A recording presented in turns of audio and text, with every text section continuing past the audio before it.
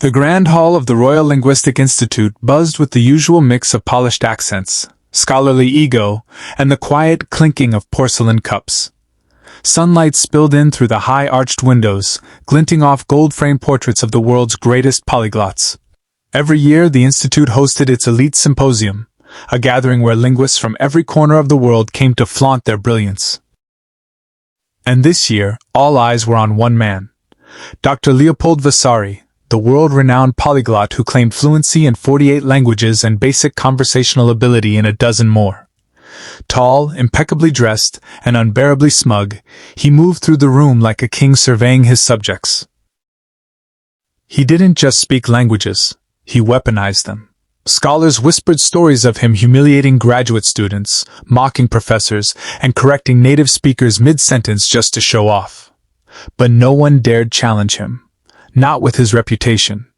Not with his influence. Near the back of the hall, a modest woman in a plain gray uniform slipped cautiously between groups of scholars, carrying a tray of tea and small pastries. Maria Santos, one of the Institute's housekeeping staff, had worked here for years. She knew these events well. The arrogance, the pretension, the scholars who didn't bother to look her in the eye. But today she was more nervous than usual, because following a few steps behind her was her 17-year-old daughter, Elena. It was Elena's first day helping her mother. The girl looked out of place, slender, shy, wearing a simple dress that had been neatly ironed but was clearly inexpensive. Her eyes, however, were bright and curious. She looked at every bookshelf, every artifact, every poster with wonder. When she passed the table where scholars debated ancient languages, she slowed, listening intently. Maria nudged her gently. "Mija, keep moving," she whispered. "These people don't like being stared at." But Elena couldn't help it. She had grown up loving languages, listening to audio courses on a cracked phone, reading old library books, watching documentaries about lost dialects. She'd never been inside the Institute before. To her, this was like stepping into a cathedral of knowledge. Unfortunately, her fascination didn't go unnoticed. As she approached a table near the center, Dr. Vasari turned, eyes narrowing with sharp amusement. "And who might this be?" he asked loudly, halting the conversation around him. Maria instantly bowed her head. "My daughter, sir. She's just helping me today. I hope she's not bothering anyone." "Oh, not at all," Vasari said, his voice dripping with condescension. He studied Elena the way one might inspect a misplaced object. "Tell me, young lady, do you understand what we were discussing?" Elena opened her mouth, then closed it again. She hadn't meant to eavesdrop. "I'm sorry, sir, I didn't." "Of course you didn't," he cut in, chuckling. "It would be quite a miracle for a maid's daughter to follow a discussion on Proto-Indo-European root structures." A few nearby scholars snickered.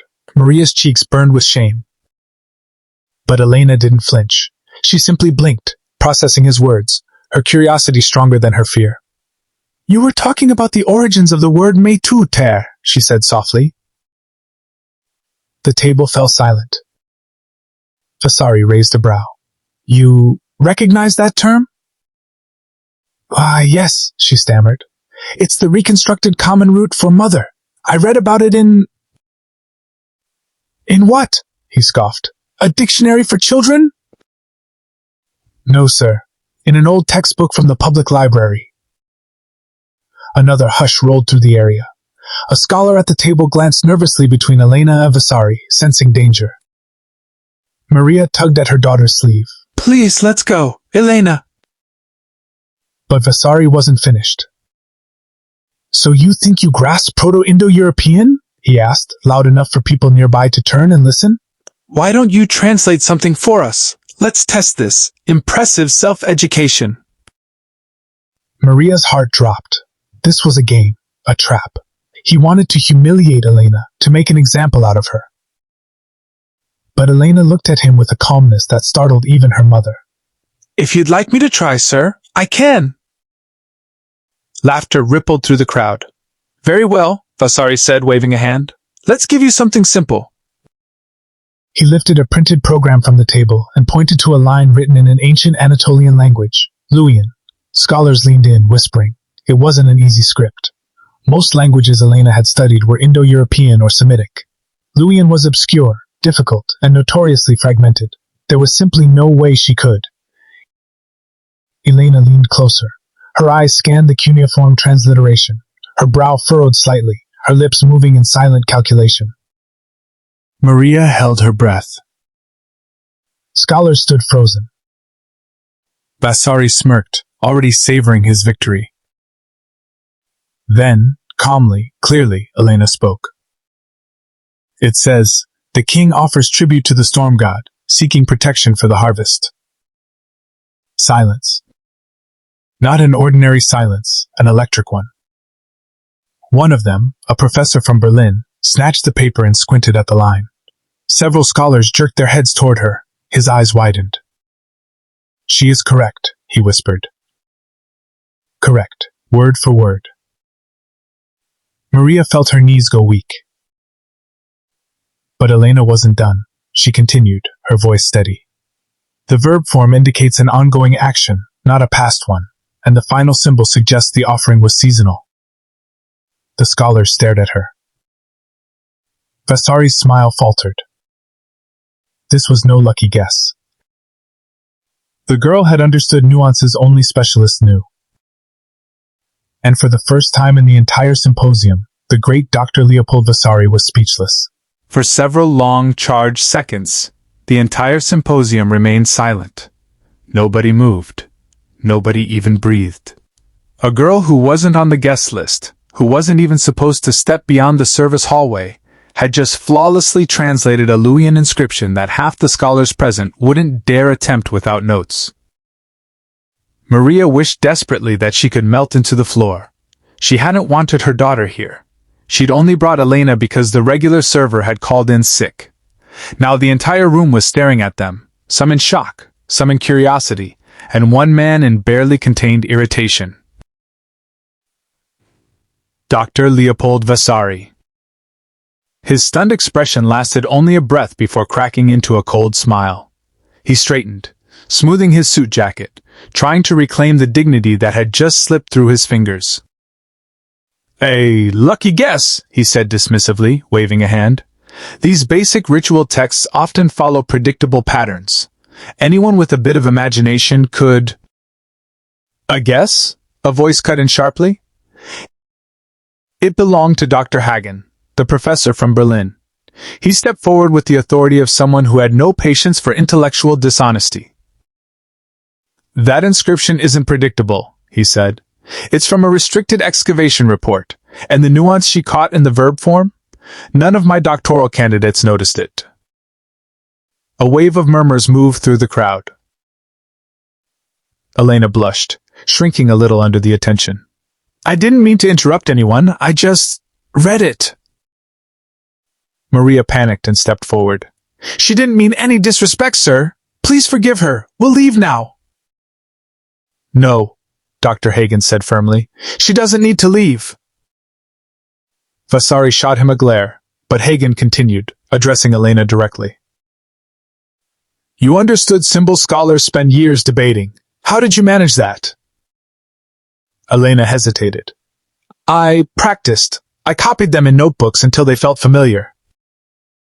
Laughter erupted from a small pocket of the room, but not the mocking kind. It was disbelief. Awe. You must have had help, Vasari insisted, voice rising. Someone coached you. Ancient languages don't reveal themselves to amateurs. I'm not an amateur, Elena said softly. It wasn't arrogance, simply truth spoken quietly. Vasari grabbed another paper from the table and thrust it forward, an old Babylonian cuneiform transcription. Fine, translate this. Maria reached toward Elena. Honey, you don't have to. But Elena took the paper calmly, scanning the neat rows of wedge-shaped signs. Her eyes lingered only a few seconds. The governor reports the irrigation canals are complete, she recited gently. He requests extra workers for the harvest, and he complains about bandits near the northern border. Gasps. Loud. Immediate. One scholar surged forward. The border note.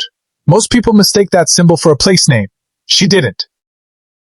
Another added. She even caught the administrative context. My graduate team missed that entirely. Vasari's face drained of color. No. She must have seen this text before, he sputtered. She memorized. That document was transcribed last week, a woman said flatly. It hasn't been published, not even online. More murmurs, more eyes turning toward Elena with something like reverence. Maria felt her throat tighten. Her daughter was brilliant. She always knew. But this? This was something she'd never imagined. She wanted to smile, to cry, to apologize, to run, all at once. Before anyone else could speak, a new voice entered the room. Leopold. Slow, calm, and heavy with authority. Dr. Armin Roux, director of the institute, stepped forward. The crowd parted for him instinctively. He approached Elena with a measured, thoughtful gaze. Young lady, what is your name? Elena Santos, she said quietly. And who taught you to read these languages? No one. I learned because I liked them. He nodded slowly, as if that answered far more than the question itself. Miss Santos, would you be willing to examine one more passage? Something very few living scholars can decipher? Maria tensed. Sir, please, she's had enough. But Dr. Roux shook his head softly. I assure you, Senora, I mean no harm. He removed a sealed manuscript folder from his leather case, a pale yellow sheet covered in a nearly extinct Caucasian script. Gasps rippled through the hall. This, he said, is a fragment we have struggled with for years. If she cannot read it, no shame comes to her. But if she can... He let the possibility hang in the air. Maria looked at Elena, fear in her eyes. But Elena didn't look afraid. She looked ready. She took the manuscript gently, eyes scanning the rare symbols. A hush fell across the hall. No one dared whisper. No one shifted. Not even Vasari. The daughter of a maid, standing before scholars and legends, was about to face a challenge none of them had ever conquered. And as Elena inhaled slowly, the entire room leaned forward, waiting to see if history was about to change.